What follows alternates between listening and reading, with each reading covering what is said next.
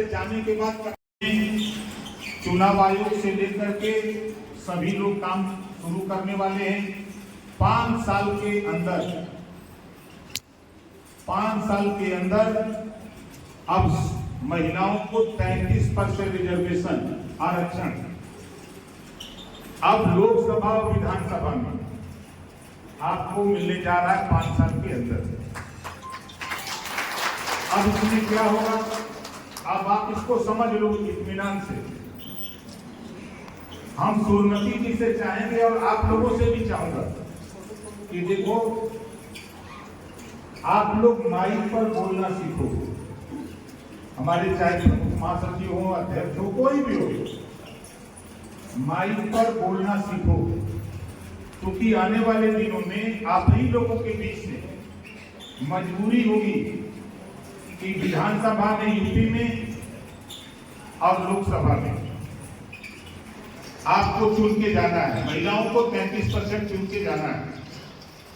अब वहां कल तक जो सुरक्षा की बात, शिक्षा की बात, रोजगार की बात जो आप दूसरे से करती रही हैं, अब 100 में 33% महिलाएं लोकसभा विधानसभा में अपने लिए कानून बनाने की लड़ाई के लिए वहां जाने की तैयारी कर रही है। ये कानून पास हुआ है। ये कानून माननीय नरेंद्र मोदी जी के नेतृत्व में जो काम Congress party, Samajwadi party, Bahujan Samaj party सभी लोग मिलकर के दिल्ली में सरकार बनाए, लेकिन किसी ने पास नहीं कर पाया। और साहस और का परिचय माननीय नरेंद्र मोदी जी ने दिया।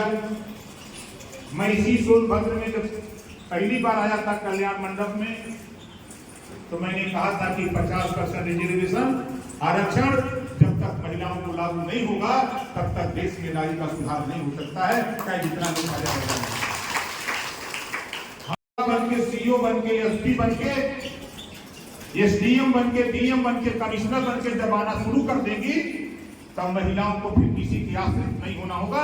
जब हमारी बहन बेटियां वर्दी पहन के रिवॉल्वर लेके गाड़ी पे बैठ के निकलेंगी तो महिलाओं के ऊपर अपराध करने वाला व्यक्ति भाग खड़ा होगा, वह हाथ नहीं निकाल सकता, हर कुछ हो जाएगा। ये कानून बनाने के लिए आपको मौका बहुत अच्छा 5 साल के अंदर आने वाला है। जब लोकसभा में 181 सांसद, लोकसभा के अंदर 181 सांसद महिला चुन के जाएंगे। जब 181 खड़ा होकर के ललकारेंगी तो बताओ कानून बनेगा कि नहीं बनेगा? सरकार को मजबूर होना पड़ेगा आपके कानून बनाने के लिए, आपके हिफाजत के लिए, आपके अधिकार के लिए।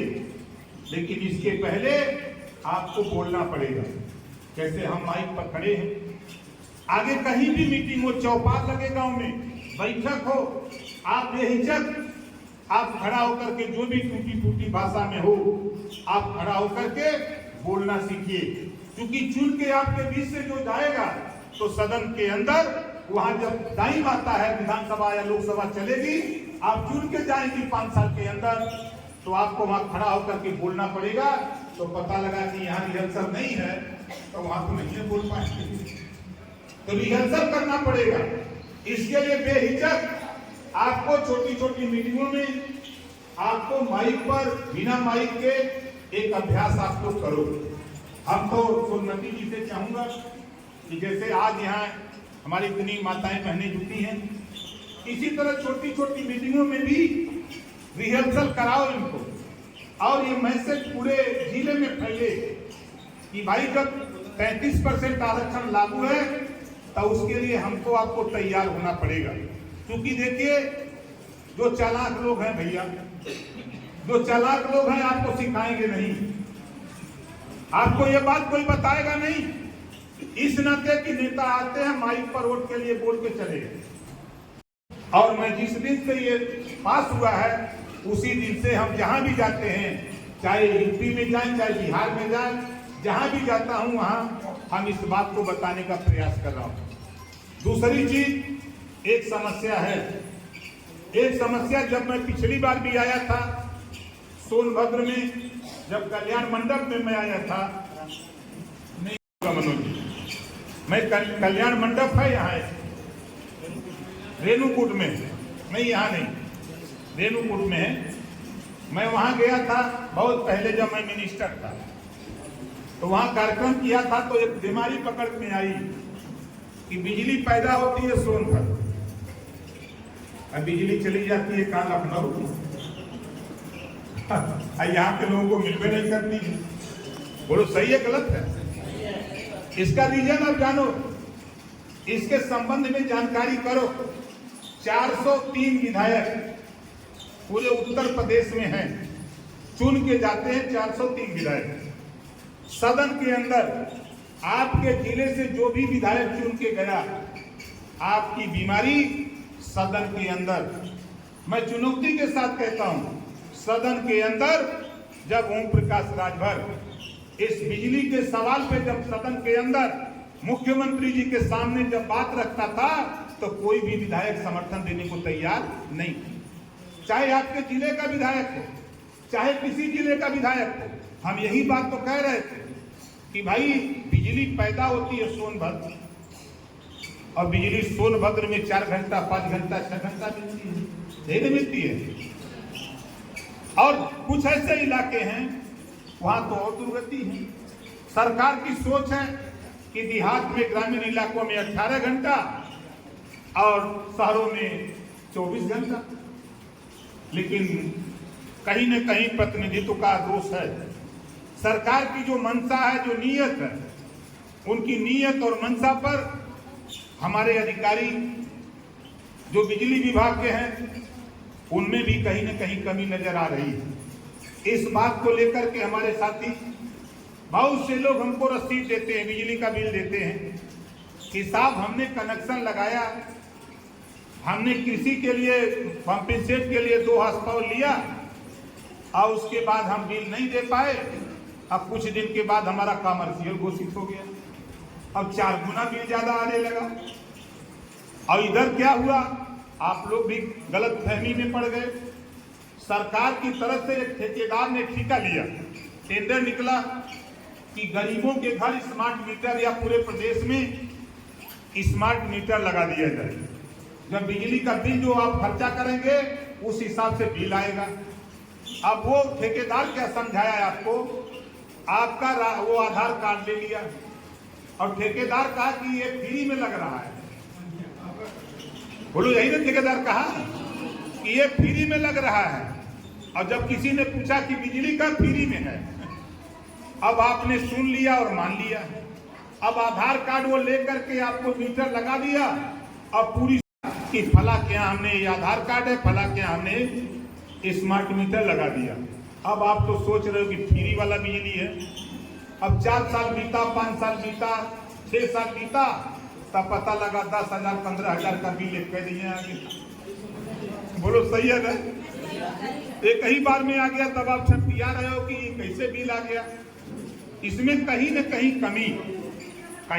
कमी हमारी आपकी भी है, क्योंकि सही बात की जानकारी, देखिए सही बात की जानकारी का न होना। अगर स्मार्ट मीटर लगाने वाला ठेकेदार समझाया होगा, क्षेत्र का प्रतिनिधित्व करने वाला नेता अगर ये बात बताया होगा कि भाई देखो स्मार्ट मीटर तो फ्री लग रहा है, लेकिन आप मिट्टी का तेल जब जलाते थे डिबरी, क्या करते थे उसको, डिबरी या लालते, जब आप जलाते थे तो 150-100 रुपए समझाया होता कि भाई देखो मीटर तो मैं लगा दे रहा हूं, बिजली अब आपका कनेक्शन होगा, लेकिन आपको इसका बिल देना पड़ेगा। जिस तरह मिट्टी का तेल का 100 रुपया देते हो, उसी तरह 100 रुपया आपको हर महीना खाली जमा करो तो आपको बिजली का बिल नहीं देना पड़ेगा। इसी मिट्टी के तेल से ही काम चल जाएगा। अगर आप लगाओगे, एसी लगाओगे तो ज्यादा बिल आएगा। मिट्टी का तेल से तो खाली लालते में डिबरी चलती थी, स्टोव चलता था, लेकिन आप अगर उधर करोगे, पंखा चलाओगे तो ज्यादा बिल लगेगा। ये बात अगर बताया गया होता तो हमको अंदाज है कि 4 साल 5 साल 6 साल हम लोग बिल को नहीं रोकते। हम लोग आज 10-10 हजार 20-20 हजार 2-2 लाख 3-3 लाख रुपए तक का हम देख रहे हैं बिल आया हुआ है। और गरीब के यहाँ लेके दौड़ रहे हैं कि जल्दी जमा करो, वहीं वो काट उठ के केबी लेके चले जा रहे हैं। अभी ऊर्जा मंत्री से इस मामले में हमारी 3 बार चर्चा हुई। अभी इसी महीने हमने उनसे कहा कि इसका समाधान आप निकालो। प्रमुख सचिव ऊर्जा है महेश गुप्ता जी, उनके यहाँ बैठ करके चर्चा कराया कि इसका समाधान कैसे होगा। उन्होंने कहा कि एक दिन मंत्री जी रहे, आप रहिए, सब लोग रहे तो चर्चा हो। इस बात को मैंने मुख्यमंत्री जी के सामने रखा कि मैं गांव में जाता हूं और बिजली के सवाल पर यह समस्या पैदा हो रही है गांव में। उन्होंने कहा कि नहीं, ये खबर हमारे यहाँ भी आ रही है, हमके तो खबर आ रही है, तो भाई ये बीमारी ठीक करो, जैसे भी हो गरीबों को राहत मिले। अब सोनभद्र का इलाका है, इस इलाके में अब गरीब कमजोर जंगल काट के पत्थर ढकेल के थोड़ा समतल बना दे रहा है। थोड़ा जहां समतल हुआ खेती करने वाला तैयारी हुआ, एक बार खेती किया तब पता लगा कुछ चालाक लोग पहुंच जा रहे हैं, खाली करो। बोलो ये बात है ना सोनभद्र में है, होता है ना ऐसा, खाली करो। ये बात मैंने मुख्यमंत्री को कम से कम 6 बार बता चुका। ये आपके यहाँ ही नहीं और इलाकों में भी ऐसी समस्याएं आ रही हैं। जो गरीब कमजोर सरकारी जमीनों में बस गया है उसको उजाड़ा जा रहा है। इस बात को बार बार मैं मुख्यमंत्री को बता रहा हूं। मुख्यमंत्री जी के तरफ से जो बात कही जा रही है, लेखपाल सही रिपोर्ट नहीं दे रहा है, कानून को सही रिपोर्ट नहीं दे रहा है। आपसी झगड़े में जो गांव में आपसी गुटबंदी है, कोई आदमी चला जा रहा है हाई कोर्ट से आदेश हो जा रहा है कि भाई गिरा दिया जाए। अब हाई कोर्ट जो वहां उनको क्या पता है कि वहां घर कब का बना है। कोई 80 साल से बसा है, कोई 50 साल से, कोई 40 साल से, लेकिन कोर्ट को पता नहीं कि ये मकान कब का है। आदेश हो गया तो अधिकारी गिराना शुरू कर देते हैं। लेकिन जहां हमारे जैसे लोग दखल अंदाजी देते हैं तो फिर रिपोर्ट तैयार करा करके हाई कोर्ट को भी भिजवाया जाता है कि यहाँ 50 साल से सैकड़ों बस्तियां बनी है, पक्के मकान है, उसको गिराया न जाए। रुक जाता है। लेकिन इसके लिए हमको आपको जागरूक होना पड़ेगा, इसके लिए हमको आपको लड़ना पड़ेगा। अब चुनाव आता है तो जो चालाक लोग हैं, मजबूत लोग हैं, गरीबों को गोलियां खेले जाके बूथ पर वोट तो दिलवा देते हैं। गरीबों को ललकारते हैं कि चलो बूथ पर भाई वोट देना है। भाई बाबा साहब डॉक्टर अम्बेडकर जी ने हमको आपको पावर दिया है वोट देने का, हम लोग भी चले जाते हैं, अब जिसको कहते हैं दे देते हैं। लेकिन जब आपके ऊपर समस्या पैदा होती है, किसी चीज की समस्या हो, चाहे पानी की हो, चाहे जमीन की हो, चाहे जंगल की हो, कोई समस्या होती है तो फिर वो नेता जो नेता चुन के भेजता उसके पास इस समस्या को कहने के लिए और समस्या को निदान कराने के लिए, फिर वो नेता वहां सदन के अंदर बोलने की हिम्मत नहीं करता है। ये बात मैं क्यों कह रहा हूं? हमारी बात बहुत कड़वी होगी। मैं सदन में हूं, मैं भी विधायक हूं, हमारी पार्टी से 6 विधायक हैं। हम सदन के अंदर खड़े होते हैं तो हम अपनी बात नहीं, जनरल बात करता हूं। गरीब कमजोर वंचित शोषित जो हैं उनकी बात, क्योंकि गांव में जाता हूं, उनकी समस्या को समझता हूं, उस समस्या को लेकर सदन के अंदर लड़ता हूं। मुख्यमंत्री से लेकर अभी 18 जुलाई को देश के प्रधानमंत्री जी से मेरा दिल्ली में 1 घंटे इसी पे चर्चा हुई कि जो समस्या आपकी है, इस समस्या का निदान कैसे हो। प्रधानमंत्री जी ने कहा, ओम प्रकाश राजभर जी आप इतनी जानकारी रखते हो, इतनी चर्चा तो हमारे सांसद और मंत्री भी हमारे पास आके बताने की चर्चा नहीं करते जितना आपको जानकारी है। हमने कहा मान्यवर मैं गांव में रहता हूँ, गांव में पला हूँ और गरीबों के बीच में घूम घूम करके उनको देखता हूँ, उनको टटोलता हूँ। इस नाते आपसे कह रहा हूँ आपकी समस्या को, चाहे हमारे नित्यानंद पांडे जी हों, चाहे मनोज पांडे जी हों, चाहे राजेश यादव जी हों, चाहे राजेंद्र पटेल जी हों, चाहे जो भी साथी हमारे हैं, इन लोगों के माध्यम से जो भी समस्या आप हमको देंगे, जानकारी होगी समस्या के समाधान के लिए। हम आज इधर कार्यकर्ता सम्मेलन हम अपने नेताओं के द्वारा आपको यहाँ तक ले आने के लिए संगठित करके, इस नाते कि ब्रह्मा जी ने कहा है कि संघे शक्ति कलयुगे, जब तक संगठन नहीं होगा तब तक हम अपनी लड़ाई मजबूती से नहीं लड़ सकते।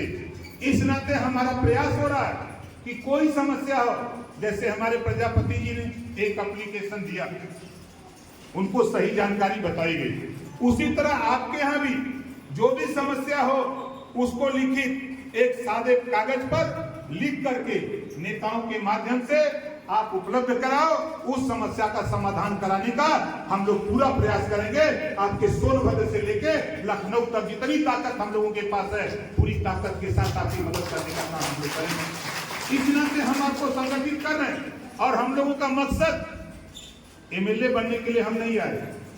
यहाँ नित्यानंद पांडे जी एमएलए बनने आपको एहसास कराने आए, आपको अपने अधिकार के प्रति।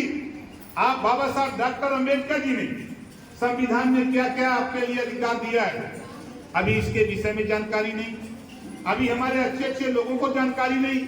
जिस दिन संविधान में जो बाबा साहब डॉक्टर अंबेडकर जी ने जो आपके लिए अधिकार लिखा है, जिस दिन आप उसको पढ़ लोगे उसी दिन अधिकार लेने के लिए आप निकल पड़ोगे। कोई माइकला रोक भी नहीं सकता है, अधिकार देना पड़ेगा देश के नेताओं को, सरकार को। दुर्भाग्य यही है कि हम उसको पढ़ते नहीं, हम संविधान नहीं पढ़ते, न जानते। हम तो समझते हैं जितने लोग हैं, अगर पूछा जाए कि किसके घर में संविधान है, हमको तो नहीं लगता है कि किसी के घर में संविधान हो। अब सोच लो, पूरा देश संविधान से चल रहा है और हमारे पास संविधान नहीं है। हमारे पास तमाम जनरल नॉलेज की किताब होगी, तमाम पत्रिकाएं होगी, तमाम चीजें होंगी, लेकिन जिस चीज से हमको कुछ मिलना है, जिस चीज से हमको अधिकार मिलना है, उस चीज की जानकारी या वो किताब हमारे पास नहीं है। मैंने एक दिन सोशल मीडिया पे देखा, बाबा साहब डॉक्टर अंबेडकर जी एक विज्ञान की किताब खरीदने के लिए गए। उनके पास पैसा नहीं था, पैसा उनके पास कम था, और बाबा साहब डॉक्टर अंबेडकर जी जब दुकानदार को पैसा देने लगे तो कहा इतने में नहीं मिलेगा। तो बाबा साहब डॉक्टर अंबेडकर जी के रिश्तेदार ने उनको चांदी का लॉकेट दिया था, और बाबा साहब डॉक्टर अंबेडकर ने चांदी का लॉकेट उस दुकानदार को दिया और किताब लिया।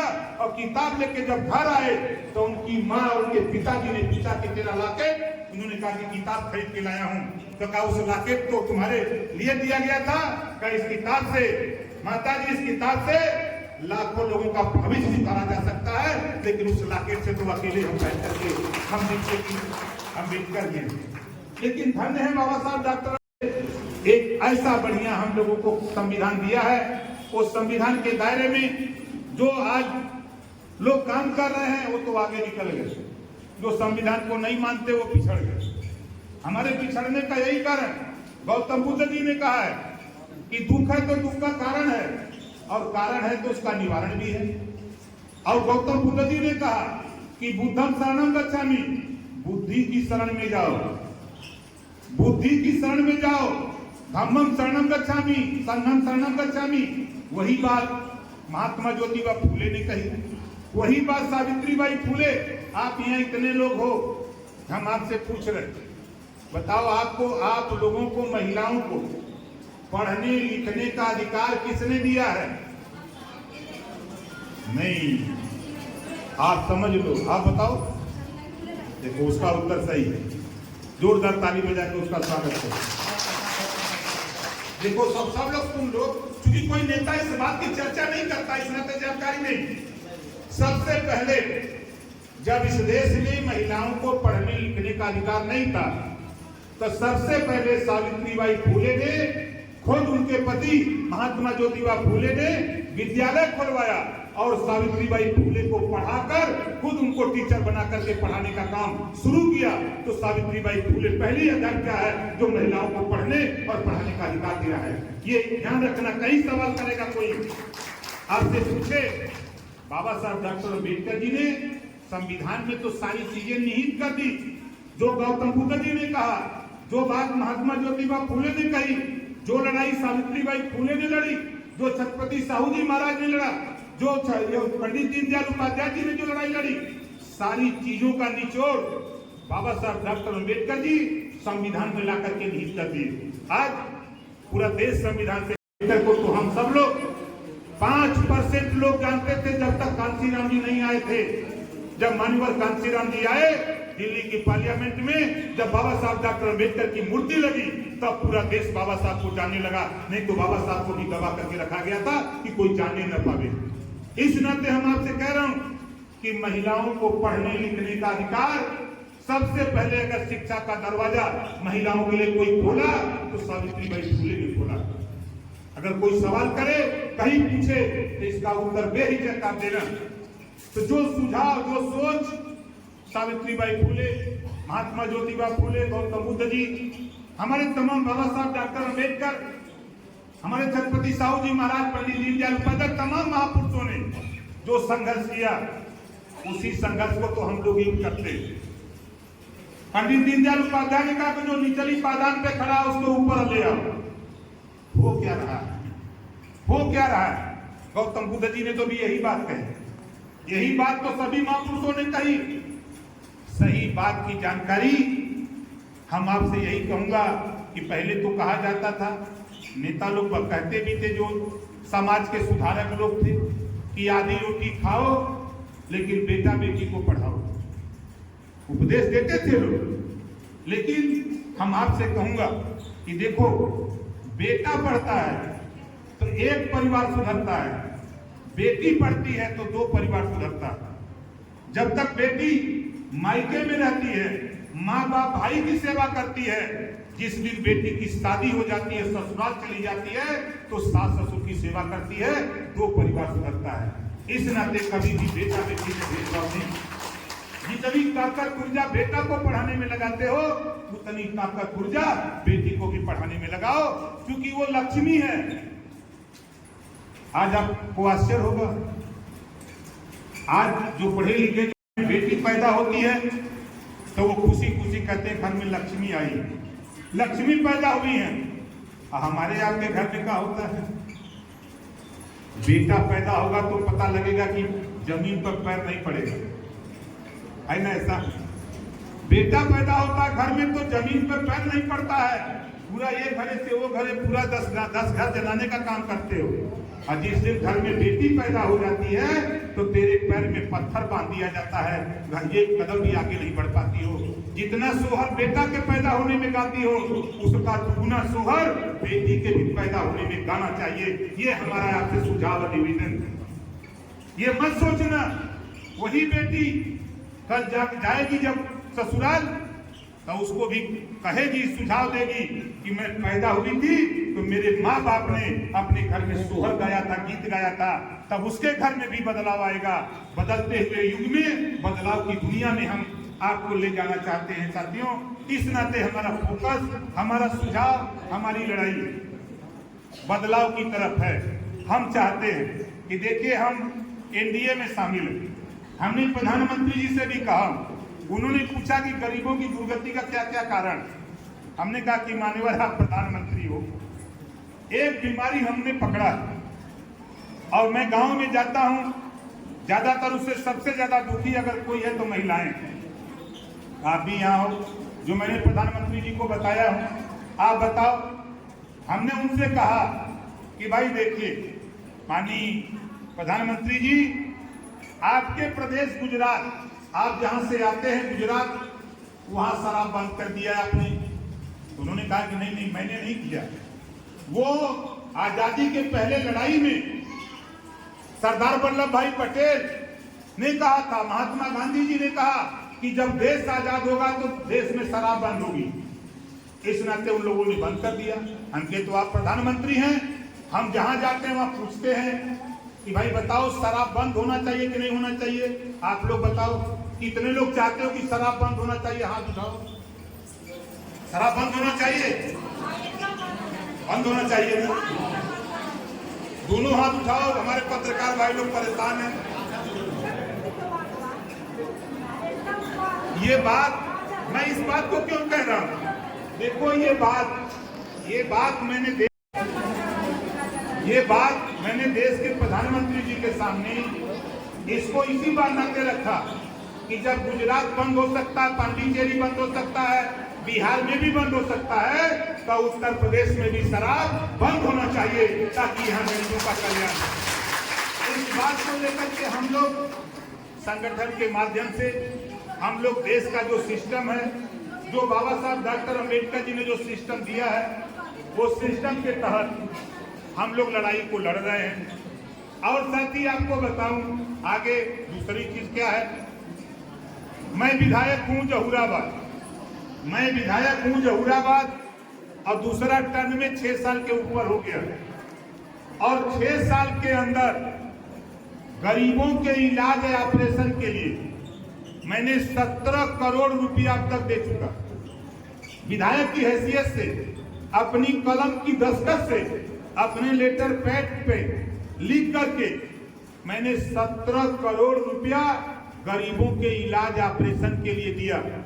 जो भी एस्टीमेट बनवाकर, सरकारी हॉस्पिटल से एस्टीमेट बनवाकर हमको दे दिया, बीमारी में कितना इलाज होगा, ऑपरेशन में कितना खर्चा लगेगा, डॉक्टर से बनवा के दे दिया, और आय प्रमाण पत्र दे दिया, आधार कार्ड दे दिया। अगर डॉक्टर ने लिखा कि 10 लाख रुपया लगेगा तो 10 लाख रुपया उसके खाते में, अस्पताल में मैं 8 दिन के अंदर उसके खाते में भिजवाने का काम करता हूँ। ये काम करता है। और आप लोगों से भी कहूंगा, पहले तो मैं चाहूंगा कि ऊपर वाला किसी को बीमार न करे भाई।